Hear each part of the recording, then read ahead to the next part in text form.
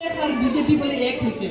একটা কথা বলবেন তখন, যদি বিপিএফ আর বিজেপি এক হয়েছে তাইলে তোমাদের এলায়েন্স সরকারটা কেন চলতেছে? ভাঙো আগে তাইলে। উনাদের কিন্তু এখন এলায়েন্স সরকার এখনো আছে, কিন্তু বাইরে বাইরে ভোট নেওয়ার জন্য বলতেছে আমরা বিজেপির লগে না, এরা ভোট দিয়ে এই কথা বলতেছে। আমরা কিন্তু এইটাতেও যাব না, কিন্তু এখন উনাদের এলায়েন্স সরকার চলতেছে, তাহলে এলায়েন্সটা ভাঙো, আমরা দেখবো, তারপরে আমরা চিন্তা করবো।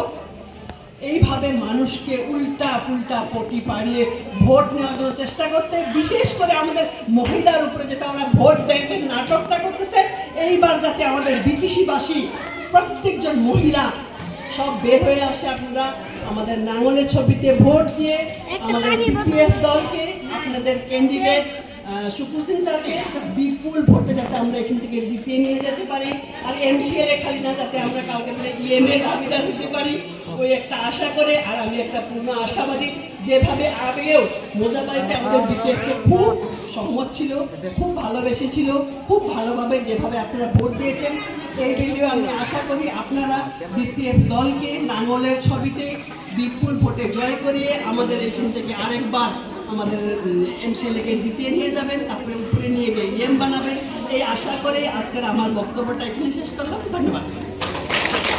মই অসমীয়াত কম হা, বুজি পাব না চবে? বুজি পাব। বেংগলীত ক'লে মোৰ ভুল হ'ব, সেইকাৰণে মই অসমীয়াতে কম।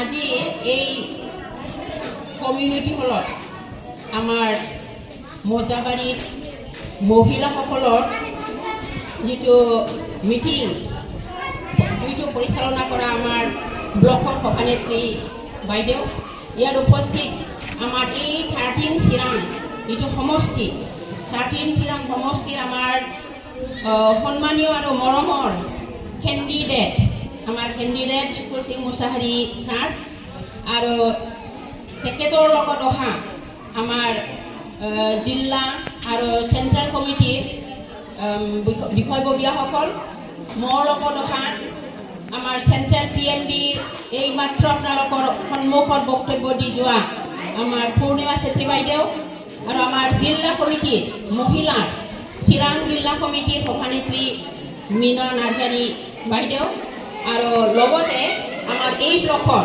সকলো কৰ্মীসকল, আৰু মোৰ মোজাবাৰীৰ মোৰ মৰমৰ মহিলাসকল, সকলোলৈকে মোৰ মৰম মই যাচিলোঁ। আজি আমাৰ মিটিঙৰ উদ্দেশ্য আমাৰ পূৰ্ণিমা চেত্ৰীয়ে আপোনালোকক ধুনীয়াকৈ কৈ গৈছে, বেংগলীত কৈ গৈছে, আপোনালোকে চবেই বুজি পাইছে। এতিয়া খুব দীঘলীয়াকৈ ক'ব লাগিব বুলি মই ভবা নাই, কিন্তু কেইটামান কথা মই আপোনালোকক ক'ম, কেইটামান কথা আপোনালোকক ক'ম। মহিলাসকলৰ কথাটো, এই মহিলাসকলৰ কথা কোৱাৰ লগতে আমাৰ পুৰুষসকলৰ কাৰণেও আমাৰ চৰকাৰ আহিলে, বিপিএফৰ চৰকাৰ আহিলে আমি কি পাম কি নাপাম, এইবিলাক কথা আমি শুনিবলৈ পাম, কৈ যাম মই। এতিয়া এক নম্বৰতে মই ক'ম, দীঘলীয়াকৈ নকৰোঁ, আমাৰ আৰু মিটিং আছে, যাব লাগিব, দীঘলীয়াকৈ নক'ম, মই ছুটিকৈ আপোনালোকক বুজিব পৰাকৈ ক'ম যে আমি দেখিছোঁ যে আমাৰ মাত্ৰ এনেকুৱা মেল মিটিংবিলাক যেতিয়া ইলেকশ্যন হ'ব,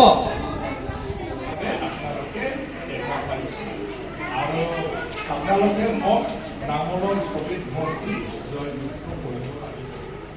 কথাটো মই এটা কথা কম, বিশেষকৈ আমাৰ মহিলা ভাই ভনী দাদা ভাইসকলৰ ওচৰত এটাই কথা কম, আপোনালোকে হ'ল পৰিশ্ৰমী জাতি, পৰিশ্ৰমী মানে কষ্ট কৰি খাৱা আপোনালোকে জাতি। খেতি কৰাটো শাক চব্জি খেতি